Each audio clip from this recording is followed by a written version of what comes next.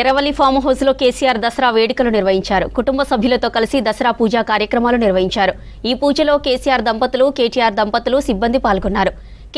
కేటీఆర్ దుర్గామాతకు పూజలు చేసి ఆయుధ పూజలో పాల్గొన్నారు. తెలంగాణ ప్రజలు ఎల్లప్పుడూ సుఖ సంతోషాలతో వర్ధిల్లాలని ఆ దుర్గామాతను ప్రార్థించామని చెప్పారు కేటీఆర్.